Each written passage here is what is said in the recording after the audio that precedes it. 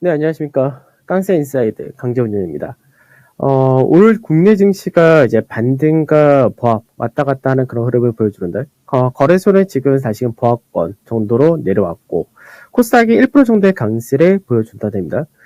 시장 자체가 지금 투자 심리가 워낙 약하기 때문에 그런 부분에서는 거래 대금 자체가 굉장히 작은 그런 흐름을 보여주는데, 거래 대금이 작다는 이야기는 시장에서 변동도 세다 이렇게 될 수밖에 없겠죠.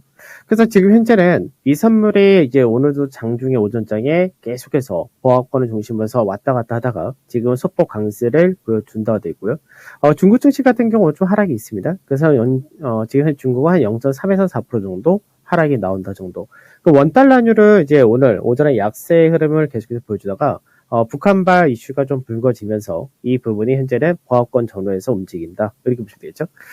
수급적인 부분에서가 오늘 외국인들이 현물 쪽에서 매도를 합니다. 그래서 외국인의 현물 매도란 부분이 이제 거래소에서는 오히려 반등이 좀 약하게 나올 수밖에 없는 그런 구조를 만든 반면에 이제 코스닥 같은 경우는 오히려 외인들의 매수가 들어오고 기관 역시 동반 매수를 하면서 반등이 나온다 됩니다. 그래서 오늘 코스닥에서의 반등 중심이라는 부분과 거래소에서도 마찬가지지만 반등의 중심이 현재는 2차 전지. 아무래도 LG 에너지 솔루션이 어제 청약 공모하는 부분 자체가 100조가 넘어갔다. 뭐 이런 쪽이 굉장히 좀 강한 모멘텀을 주고 있다고 보시면 될 것 같고, 그 외적으로도 이제 코스닥에서 반등이 나온다 된 것이 낙폭 가대주를 중심으로 반등이 나온다 됩니다. 그래서 이제 방산 쪽에서는 뭐 자체적인 모멘텀이 좀 강하게 나타나기도 했지만 실제적으로는 엔터주라든지 게임 이런 쪽에서의 반등 역시 강하게 나온다 돼 있죠. 그러면 이제 시장에서 이제 어느 정도 저점이 만들어졌느냐 이 부분인데, 아직까지 거래량이라는 부분에서는 조금 확인하는 과정이 좀 필요할 것 같긴 했습니다. 다만 이제 여전히 저가 라인대라는 부분은 뭐 동일한 상태인데, 어제도 이제 말씀드렸던 부분이 어떤 거였냐면, 국내 증시가 실적이 돌아서는 구간에서 이제 앞전에 박스권 하단자리 그 라인대를 왔다 갔다 한다 이렇게 되는 케이스인데, 이 부분이 넘어가느냐 이렇게 되겠죠. 그래서 현재는 실적이 돌아서는 구간에서 국내 증시는 이제 아무래도 디커플링 자체가 워낙에 오랜 기간 동안에 이어졌었기 때문에 지금 상대적인 펄을 기준으로 했을 때는 역사적 수준, 즉 2018년도 수준까지 내려온 모습인데, 이 당시가 이제 트럼프의 보호 무역으로 인해서 국내 증시와 중국 증시 두 군데가 굉장히 안 좋았던 시기입니다. 그래서 이 당시 수준까지 내려왔다 이렇게 되는 케이스인데, 그만큼 국내 증시가 과매도와 그리고 저평가 메리트는 확연하게 가지고 있다 이렇게 보시면 될 것 같습니다. 그럼 이제 관건은 뭐냐면은, 사실 미증시의 하락이라는 부분이 이제 기술주, 성장주를 중심한 나스닥에서 하락이 국내 증시에도 영향을 좀 크게 미친 그런 케이스였는데, 자, 어저께도 제가 이제 그 설명해 드렸죠. 미국에서 금리 인상을 하게 될 경우 금리 인상 수는 7회에서 8회다. 그러니까 먼저 0.5%의 첫 금리 인상을 하건 뭐 0.25%의 금리 인상하건 어차피 7회에서 8회라는 수준은 1.75에서 이제 2.0%다라고 말씀드렸는데, 앞전에도 이제 작년 초였어요. 작년 초에도 이제 국채 금리가 꾸준히 올라왔던 그 시기가 있었는데, 이때는 이제 인플레이션이란 부분보다는 이제 테이퍼링을 조만간 할 수 있다는 그 우려감 이런 것들이 먼저 선봐야 됐던 그런 시기였었는데, 이때가 이제 1.75% 정도가 국채 금리가 고가를 만들었던 시기였었고, 그리고 최근 들어서도 마찬가지로 1.75% 전후에서 왔다 갔다 하다가 이제 유가의 상승이라는 부분이 가속화될 수 있다는 부분이 결국은 2.0%요 사이, 그러니까 정확하게 이 가격대가 1.875포인트 이렇게 되는 건데, 이 라인대 근처까지 올라왔었다가 된 거죠. 그래서 어제 미국에서의 국채 수익률을 이제 고가 찍고 살짝 내려온 모습을 보여줬었다는데, 그러면 앞전에 나스닥 같은 경우는 어떻게 움직였었냐면, 나스닥도 비슷하죠. 이제 작년에 이제 국채 금리가 강하게 움직였을 때 성장주 중심의 차익 실현이 강하게 나타나면서 이제 10.54% 정도 하락했던 그런 구간이었습니다. 이제 어저께 미증시가 추가로 하락하는 모습을 보여주면서 이제 얼핏 비슷한 그런 구조를 만들었다듭니다. 그래서 미증시 자체가 이제 기술적 반등이 나올 수 있는 그런 구간이 나온다 이렇게 기대할 수 있다는 거죠. 그래서 이런 부분은 아직까지 확인이 안 됐지만 이 부분이 확인될 때가 국내 증시가 좀 더 반등이 나올 수 있는 소지가 높아진다 이렇게 봐야 되겠습니다. 그래서 아직까지는 약간 불안한 모습을 이어간다로 생각하셔야 될 것 같고, 거래대금 자체가 증가를 해줘야지 신뢰도가 높아질 수밖에 없는데, 현재는 거래대금이 부족하다는 부분이 제한적인 흐름을 보여준다 이렇게 될 수밖에 없겠죠. 전체적으로 지수는 이제 약간 아까도 말씀드렸듯이 거래소는 뭐 강보합이고 코스닥은 상승이 이어진다는데, 상승 종목수는 많습니다.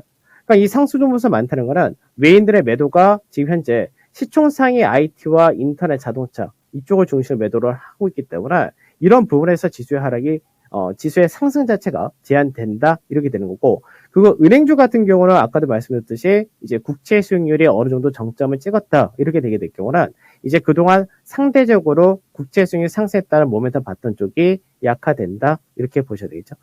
그래서 이제 오늘 오후장에 어떤 과정이 필요하냐라는 부분인데, 우선은 외국인들 같은 경우는 뭐 어제까지는 현물 쪽에서 즉 거래소에서 매도 자체가 별로 나오지 않았었는데, 오늘 같은 경우는 이제 어저께 마이크론 테크놀로지가 하락한 부분이 있기 때문에 이거는 SK 하이닉스하고 어느 정도 키 맞추기 한다는 부분에서 매도 나올 수밖에 없다고 생각하셔야 되기 때문에, 결과적으로는 외국인들의 선물에서의 매수가 이어지느냐, 이게 우선은 1차적으로 굉장히 중요하다고 보셔야 되고요. 그리고 대형지수가 마찬가지로 대형지수나 선물지수 둘 다 마찬가지입니다. 지금 하단 자리대를 살려주느냐. 그래서 어저께도 이 라인대를 이제 대형지수 같은 경우는 지지를 해주고 있는 모습에서 오후장에 떨어지는 모습을 보여줬었다는데, 이 가격을 이탈했다가 될 경우는 보통 3거래 이내에 회복하는 그림이 상당히 중요하다고 됩니다. 그래서 외국인의 선물 쪽에서의 매수와 더불어서 이 가격대를 올라가느냐 굉장히 중요하고요. 그리고 국내 증시가 실적이 상향되는 구간에서의 바닥 신뢰도는 밸류적인 부분에서는 여전히 높다는 부분은 동일하게 생각하시면 될 것 같습니다. 차트를 잠깐 보게 되면은 지금 우선 그 종합주가지수 자체는 뭐 이미 깨져 있는 그림은 동일하다는데, 이제 대형지수가 관건이라 말씀드렸죠. 외국인들의 매매 자체가 대형지수 중심으로 움직인다는 부분이기 때문에 이 부분이 중요한 건데, 지금 보게 되면은 이제 어저께 이때 10월 달에 저점을 만들었던 구간, 그러니까 밑꼬리가 아니라 종가를 기준으로 얘기를 하는 건데, 종가를 기준으로 할 때 현재 왔다 갔다 하면서 현재는 마이너스 0.3% 정도를 나타내 준다 되죠. 그래서 이 라인대를 회복해 주는 것이 굉장히 중요하다고 됩니다. 다만 이제 거래량이란 측면에서는 여전히 약화되는데, 이 거래량적인 부분에서가 사실 강하게 들어오면 좋긴 한데, 아직까지 투자 심리라든지 이런 것도 약하고, 내일 되면은 LG에너지 솔루션에 공모했던 그 대규모 자금들이 이제 다시금 들어오다가 되겠죠. 그게 이제 좀 들어오게 될 경우는 지수 자체에서 저가면서 들어왔을 때 기대치도 오늘 어느 정도는 반영을 하고 있다까지 생각하시면 될 것 같습니다. 그래서 오늘 마감장까지 해서 이 라인대를 살려주면은 굉장히 좋은 그런 케이스가 될 것이고, 그리고 선물에서도 마찬가지로 역시 중요한 자리대가 현재는 뭐 양봉에서 왔다 갔다 어저께 시가 자리대 계속해서 반복을 하고 있는 그런 그림인데, 마찬가지로 이 가격대를 올려줘서 마감하는 것이 가장 좋다고 됩니다. 그래서 오늘도 시장에서 아주 마음 편하게 볼 수 있는 상태는 아니고, 이제 어느 정도는 계속해서 변동성이 있는 상태에서 저가 매수세 그리고 중요 가격을 살려주느냐, 이게 중요할 것 같습니다. 그래서 이제 그동안 시장에서 어떻게 보면은 상대적으로 강세였던 쪽 같은 경우는 오히려 차익 실현이 떨어질 가능성이 높아진다 되는 거고요.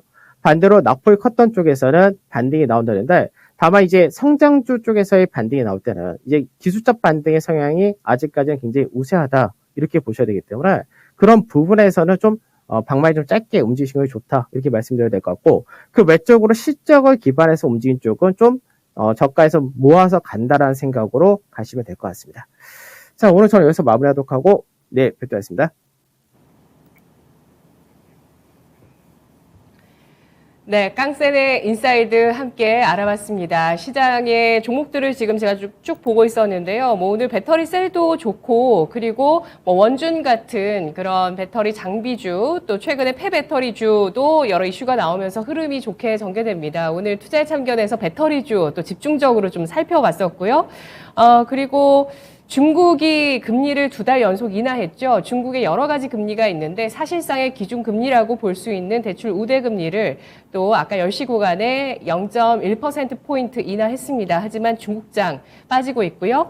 여러분 기억하실지 모르겠습니다만 그 지난달에 이 대출 우대금리가 인하됐을 때 하락했던 게 코스맥스였거든요. 그런데 현재 코스맥스 저가 매수가 들어오면서 3% 플러스 오늘 리오프닝 중도 저점 매수세가 좀 들어오고 있습니다. 코스닥이 1%까지 상승 탄력을 키우네요.